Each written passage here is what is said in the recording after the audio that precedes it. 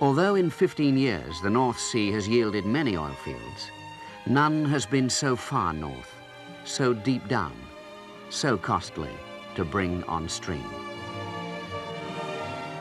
A vast project, its size echoed by its name, Magnus.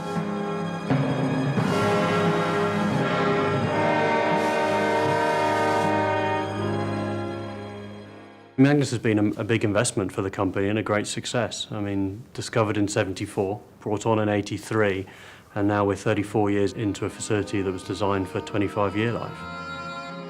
December 1981.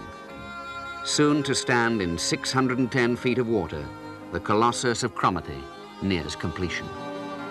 The mighty Magnus, yeah, it's a huge place. If Magnus was standing on dry land instead of in the sea, it would be just a few feet short of the Empire State Building.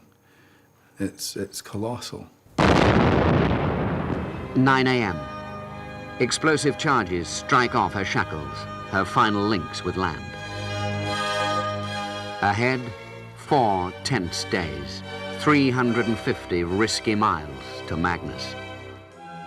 I was actually on the Beryl Alpha platform when the jacket was being floated up to the field. Quite a sight as well, although it was a fair bit off away from the platform, but you actually seen it. Slowly, and with infinite care, the huge jacket is centered over its precise upending position, 610 feet below. But something, somewhere, is going wrong. I saw it on the news, yes, and I saw a video of it many years later, of the incident, and it was really touch and go. The wretched piles, most of them, fell out and pinned the jacket to the seabed at an angle that was not exactly planned. This caused certain consternation for 2 to 3 days. Magnus, costliest single structure in British industrial history, in jeopardy.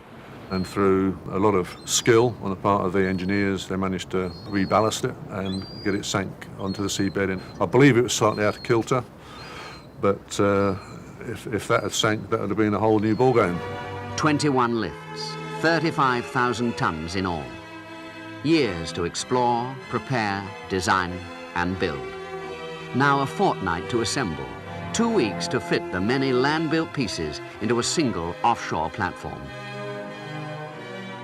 Projects of such magnitude always involve bold judgments, technological, financial, economic, political, and physical considerations. Today we're taking yet another large stride forward in offshore oil development.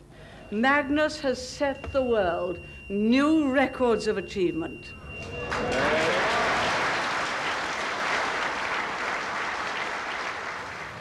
Magnus.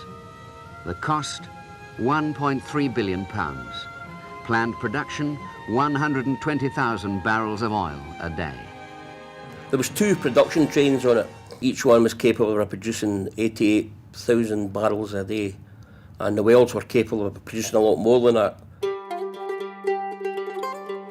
The Magnus platform was different to a lot of other platforms back in the 80s. There was no demarcation. There was nothing between a company man or a contractor. The early days, as they called it, the People's Republic of Magnus, it was a one-off, and it was a great place to work. There is a stronger sense of camaraderie there than I've encountered anywhere else. Goodness me, so much younger then. The camaraderie on the Magnus, it was just a lovely place to work. You all let to muck in? Yeah. Anyone that works offshore for any length of time will tell you you've got 2 lives. It's not like a Monday to Friday 9 to 5 job where the line between work and social is blurred. You go and do one thing for 2 weeks and you give it your full attention, and then you go back on shore and you do something else. If you're in the control room, you know there for a fortnight, then the chances are you won't see daylight for 14 days. And my wife always knew when I'd been in the control room, because I'd come home and then at night Dorothy would say, "I will draw the curtains." No, just leave the curtains. I want to see out. Yeah. That's it. No, but people can see in. I said, I don't care, I can see out. I can remember not long after I went there, a very, very rough night, 27-metre waves and wind speeds over 100 miles an hour. And I can remember looking out on the lee side of the platform at the sea and realising we were on our own. You were completely isolated. No one's going to come and get you. And it focuses the mind a little bit. We lost a turbine stack once when a 100-mile-an-hour winds was recorded, and it lifted the crane boom out the rest, hit the turbine stack and knocked it off. I was grateful to be on a structure fixed to the seabed, particularly in that latitude. Yeah. Because there was nothing between us and America, really, was it? You do still feel it shudder, especially if a big wave hits, then you stand and you actually feel yourself sway from side to side. It's also quite hypnotic, if that's the right word to use. I've often in a heavy storm went down to the bottom deck and just looked out, you see the waves rolling in. It's quite unimaginable. There's a lot of social things that happened in the Magnus. That they had a beautiful big gymnasium. I know that I partook at that one, but there was sauna, cinema. The one thing I must remember at Magnus, the food was always fantastic. You get 3 meals, 3 good meals made for you every day. My wife's not a very good cook, so I terribly miss that. And I've got somebody here who makes my bed. From, say, 190 people on board, about 150 of those put their washing in every day. Sometimes I wonder where they wear their clothes, because they've got so much in one day. So the quiz nights were always good fun. The banter that took place during the quiz was the greater part of the fun, especially on one memorable occasion when the catering crew decided to play their joker and double their points on the food and drink round and came in last. Way back in the early days, every shift and every discipline actually had to put on a turn. We put on a wee concert. A lot of it being like drag acts and stuff like that. It was quite embarrassing at times where you're actually getting your bag searched on the way out and you've got a pair of stilettos and a wee low slung back frock. Guy would just look at you, but not a word was ever said. Nicknames are quite common offshore and tend to stick. Well, it was known as Little Tafia because there were so many Welsh guys. He was Mr. Magnus. Laurie, again, like myself there from way back in the early days. Ian Gibb, The Rock. Yeah. Alan Lindsay. Oh, Alan was a character. If you wanted a lazy day, you started talking photography with Alan. And he'd be away into that. What was your nickname? I never found out, and it's probably just as well. We were A-shift and A-shift angels. That's right, Laurie's Little Angels. That's a fact. They always promoted themselves as being the elite. When we first started, we were called the casuals. Oh, right, yes. The Magnus casuals. Yes.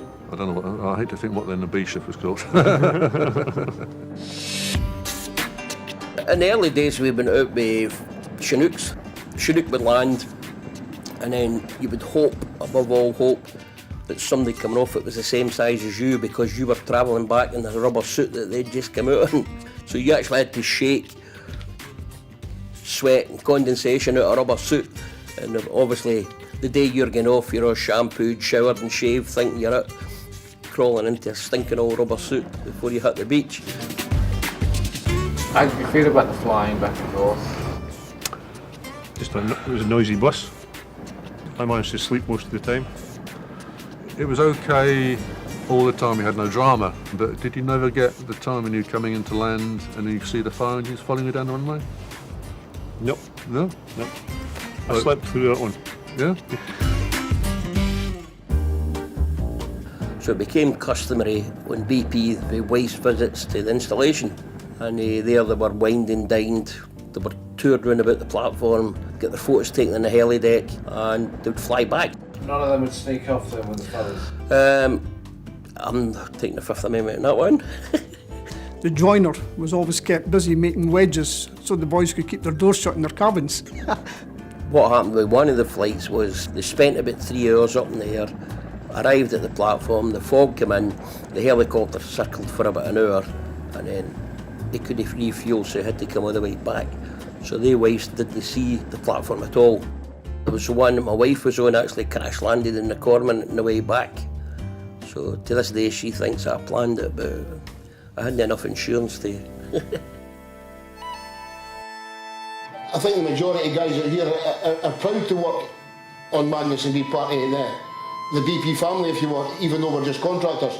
BP have been good to me, and good to you, and been good to a lot of people. Well, the Magnus has. In its day, the Rolls Royce of the North Sea. Yeah, very much. Very big, proud, good place to be. Yeah. It's been an incredible journey. It's probably the only way I could say it. The things I've dealt with, the people I've met, especially the people I've met. I think what made it special was the people. I mean, at the end of the day, it was just a production platform in the middle of the North Sea. But we're always lucky with the people we got. I've grown up on the Magnus. I feel sometimes like I'm an adopted daughter to some. You just become close friends to a lot of them. You have to, because you have to live with them for 2-3 weeks. I'm sure that if you speak to any manager, you'll be told that the platform they work on is the best one in the North Sea. But they're all wrong. It's Magnus. I think it's just such an achievement through discovery, through construction, through the high rate days in the 80s and 90s, and then into the really challenging times where the team have been so successful in improving the business in recent years. Just a genuine thank you for everything they've achieved, and I wish them the best for the next chapter.